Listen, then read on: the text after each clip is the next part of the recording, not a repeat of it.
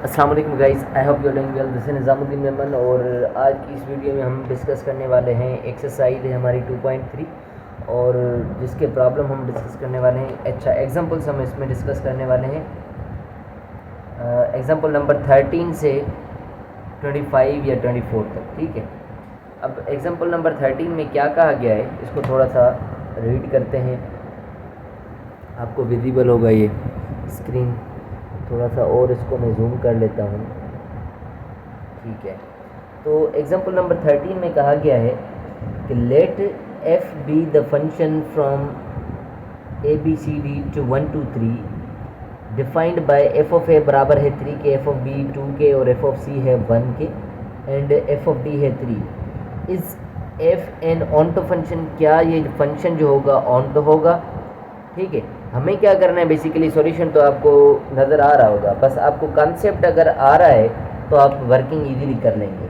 जैसे example number 13 में ए हमारे पास जो सेट है यूँ कंसीडर कर लें कि मैं इसको डायग्राम में कन्वर्ट कर लेता हूँ।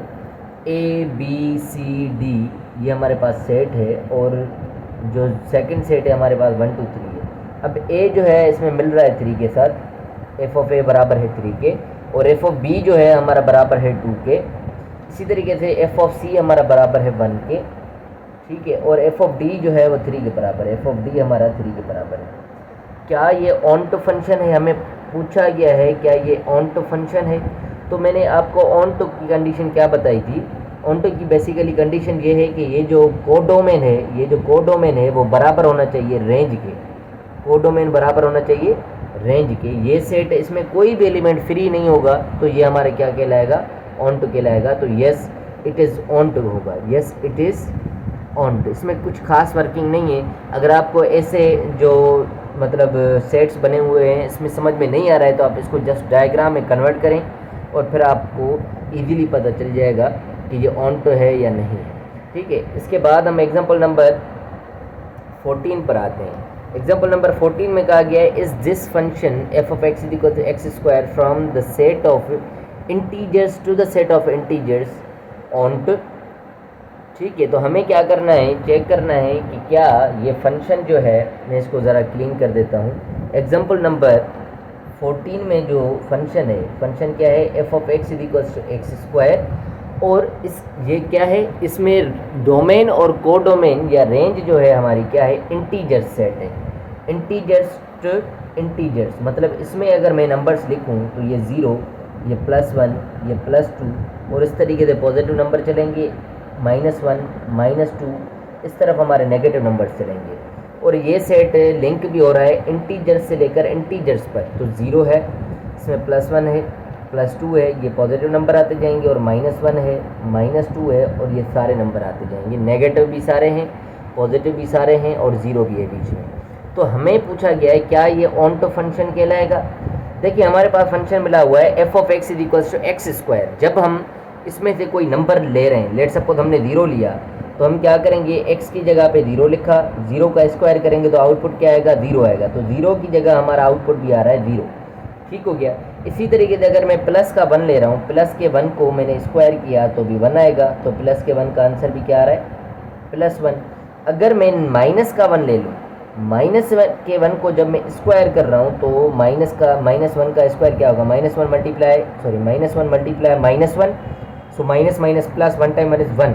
तो जब -1 को स्क्वायर कर रहे हैं तो प्लस का 1 आ रहा है, तो -1 पे हमारा आ रहा है +1। अगर इसी तरीके से मैं अगर -2 पिक करूँगा, -2 का भी स्क्वायर क्या आएगा, -2 multiply -2 minus minus plus 2 time 2 is 4। तो -2 पे हमारा क्या आ रहा है, 4 आ रहा है, मतलब यहाँ पर कोई वैल्यू आएगा, ये +3, ये 4। इस तरीके से हमारे नेगेटिव नंबर के भी स्क्वायर्स पॉजिटिव आ रहे हैं और पॉजिटिव नंबर्स के भी स्क्वायर हमारे पॉजिटिव नंबर्स आ रहे हैं। मतलब ये जो है ऊपर वाला वैल्यू -1 -2 ये यूज़ ही नहीं हो रहा है। और ऑनटो की कंडीशन क्या होती है, हमें पता है कि ये सारे एलिमेंट, इसमें कोई भी फ्री नहीं होना चाहिए। तो आप देख रहे हैं -1 -2 -3 हमेशा फ्री ही रहना है। तो इस वजह से ये हमारा क्या कहलाएगा, नॉट ऑनटो फंक्शन कहलाएगा। आई होप कि ये आपको बात समझ में आ गई होगी। हम चलते हैं एग्जांपल नंबर 15 की तरफ। एग्जांपल नंबर 15 में देखते हैं कि किस चीज़ को डिस्कस किया गया है। मैं आपको शो करवा देता हूँ कि हमारे पास है example number 15, is this function F of X is equal to X plus one from the set of integers to the set of integers onto. क्या ये जो फंक्शन है F of X is equals to X plus one, क्या ये function integer से लेकर integers तक on to है? तो हमें ये वही सवाल है, यूँ समझें। जस्ट क्या होगा कि फंक्शन चेंज होगा। मैं इसको थोड़ा सा इरेज कर देता हूँ, ठीक है। वैल्यूज़ ये सेम ही रहने हैं, तो इसको भी थोड़ा सा क्लीन करके मैं दोबारा लिख लेता हूँ। बाकी इंटीजर्स टू इंटीजर्स ही आना है, पर फंक्शन हमारा चेंज हो रहा है। फंक्शन हमारा आ रहा है एक्स प्लस वन। तो हमारे पास जो इनपुट्स हैं वो 0 है, प्लस वन है, प्लस टू है, इस तरीके से पॉजिटिव नंबर्स हैं। माइनस वन है, माइनस टू, इस तरीके से नेगेटिव नंबर्स हैं। इसी तरीके यहाँ पर भी प्लस वन, प्लस टू और ये पॉजिटिव नंबर्स हैं, माइनस वन, माइनस टू और ये नेगेटिव नंबर्स हैं। अब जब हम इसमें से सबसे पहले 0 यूज़ कर रहा हूँ मैं, बीच वाला फंक्शन है हमारा x प्लस वन। जब मैं x की जगह 0 रखूँगा, 0 प्लस वन, तो हमारे पास आंसर क्या आएगा? 1 आएगा। 0 प्लस वन 1 होता है, तो 0 का आंसर आ रहा है क्या? 1। इसी तरीके से अगर मैं प्लस का 1 लूँगा, x की जगह पे मैं लेने वाला हूँ 1, तो 1 plus one is equal to 2। तो जब मैंने 1 लिया है तो मेरे पास आ रहा है 2, ठीक है। इसी तरीके से अगर मैं वैल्यू ले रहा हूँ नेगेटिव, मिसाल के तौर पे -1 लिया, तो -1 प्लस वन, मतलब x की जगह मैं वैल्यू रख रहा हूँ। -1 प्लस वन हमारा आ रहा है 0। जब मैं -1 पुट कर रहा हूँ तो मेरे पास आ रहा है 0। इसी तरीके से अगर मैं -2 लूँगा, यहाँ पर -2 प्लस वन जब किया, -2 में से 1 जाएगा तो ये -1 आएगा। तो -2 में से हमारा बच्चा है -1। तो आप देख रहे हैं कि ये भी सारे फिल हो रहे हैं 1 बाय 1 करके, और ये ऊपर वाले जैसे जैसे नंबर्स बढ़ते जाएंगे ये भी सारे फिल होंगे 1 बाय 1। इनके बीच में कोई नंबर छूटा हुआ नहीं है। तो हमें पता है कि इसमें अगर कोई सेट एलिमेंट खाली नहीं होगा तो हमारा ऑन टू फंक्शन कहलाता है। तो ये हमारा यस ऑन टू फंक्शन होगा। Yes, it is an onto function. I hope कि ये भी आपको बात समझ में आ गई होगी। तो एग्जाम्पल नंबर ये था 15। अब हम बढ़ते हैं एग्जाम्पल नंबर 16 की तरफ। एग्जाम्पल नंबर 16 में, अच्छा, मैंने जो इंक्लूड किए हैं पेपर में वो मैंने आपको रेंज बताई थी कि आप एग्जाम्पल नंबर 13 से प्रिपरेशन करें एग्जाम्पल नंबर 25 तक, ठीक है। तो अब एग्जाम्पल नंबर 16 जब आ रहा है तो ये कह रहा है consider the function F in example number 11। तो एग्जाम्पल नंबर 11 पहले से मैंने आपको बताया है कि आप 13 से कंसीडर करेंगे, तो यूँ समझें कि ये 16 भी एक्सक्लूड कर दिया है मैंने, ठीक है, क्योंकि फिर आपको एग्जाम्पल नंबर 11 पर जाना पड़ेगा। तो इस वजह से मैं क्या कह रहा हूँ 17 पर चलते हैं सीधा। तो हम आ रहे हैं 17 पे। Let F be the function from A to B, ये सेट है, ये दूसरा सेट है। एफ ऑफ ए बराबर है 4 के, एफ ऑफ बी 2 के, एफ ऑफ सी 1 के, एफ ऑफ डी 3 के। Is F a bijection? क्या ये फंक्शन जो है बाइजेक्शन है? तो मैं इसको ज़रा क्लीन कर देता हूँ और बाइजेक्शन का कॉन्सेप्ट भी ज़रा आपको रिपीट करवा देता हूँ कि बाइजेक्शन का मतलब क्या होता है। एग्जाम्पल नंबर हमारे पास 17 है। बेसिकली हमारे पास एक सेट है ए बी सी डी और ये फंक्शन है 8 1 2 3 4, ठीक है। मैं अगर डायग्राम में कन्वर्ट कर दूँ, मुझे कह रहा है एफ ऑफ ए बराबर है 4 के, मतलब मैं इसमें ए बी सी डी लिख देता हूँ, इसमें 1 2 3 4 लिख देता हूँ। ए बराबर है किसके? 4 के लिखा हुआ है, ठीक है। बी बराबर है, एफ ऑफ बी बराबर है 2 के, एफ ऑफ बी बराबर है 2 के, एफ ऑफ सी बराबर है 1 के, एफ ऑफ सी बराबर है 1 के, और एफ ऑफ डी बराबर है 3 के, एफ ऑफ डी बराबर है 3 के। अब मैं आपको बाइजेक्शन का कॉन्सेप्ट देता हूँ कि बाइजेक्शन का मतलब क्या है। बाइजेक्शन का मतलब है एक तो फंक्शन 1 1 होना चाहिए एंड ऑन टू होना चाहिए, और क्या होना चाहिए? On to.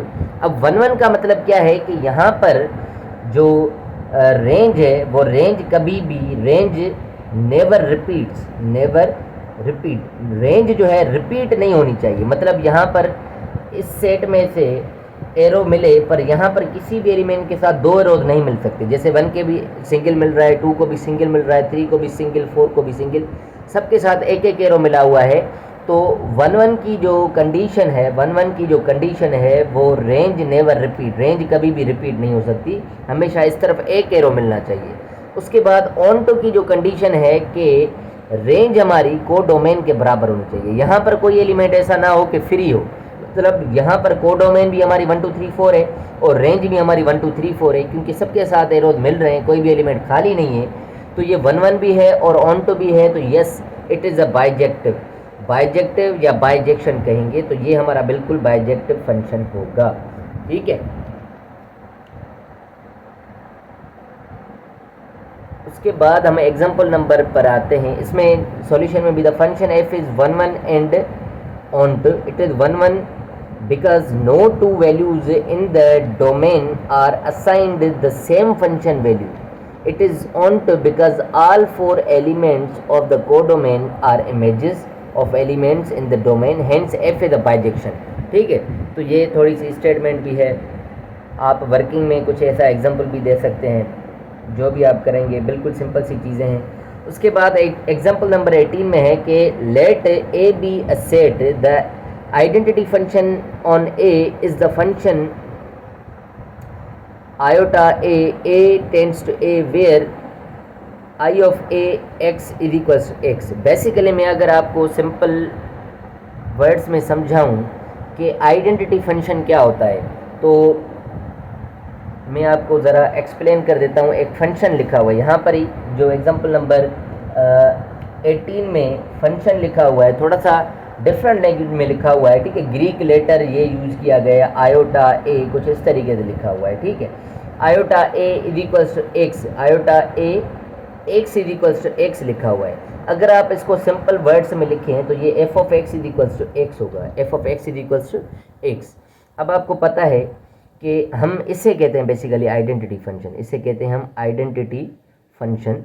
बेसिकली क्यों कहते हैं, जो भी हम इसमें पुट करेंगे, जो भी हम इनपुट करेंगे, वही हमें आउटपुट मिलेगा। लेट सपोज अगर मैं इसमें x की जगह 1 रखता हूँ, ठीक है, लेट सपोज मैं x की जगह 0 लिखता हूँ या f ऑफ 0 लिखता हूँ। मैं यहाँ पर x की जगह क्या लिखूँगा, 0, तो यहाँ पर क्या आ जाएगा, 0 आ जाएगा। मैंने इनपुट जो किया है 0 किया है, और मुझे जो आउटपुट मिला है वो भी क्या मिला है, 0 मिला है। इसी तरीके से अगर मैं यहाँ पर 1 लिखूँगा तो यहाँ पर 1 ही आ जाएगा।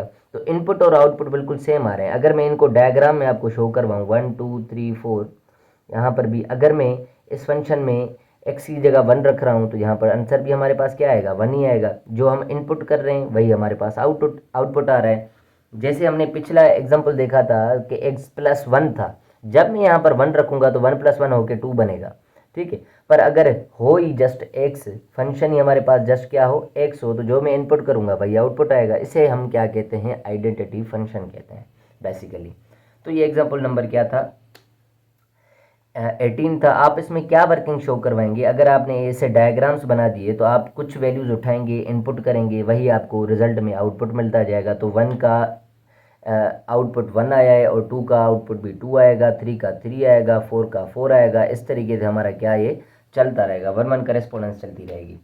वेल, तो हम आते हैं एग्जांपल नंबर 19 पे। उसमें देखते हैं कि हमारे पास क्या है। ओके, तो एग्जांपल नंबर 19 में शो करवा देता हूँ। ओके, एग्जांपल नंबर 19 में है कि let F be the function from ABC to 1 2 3, ABC to 1 2 3। अच्छा, ये 19 एग्जांपल हम नेक्स्ट वीडियो में कर रहे हैं। वीडियो काफ़ी लंबी हो रही है, ठीक है, फिर ये अपलोड करने में थोड़ा मसला करेगी। ठीक है, so thank you so much for watching my videos. अल्लाह हाफिज़।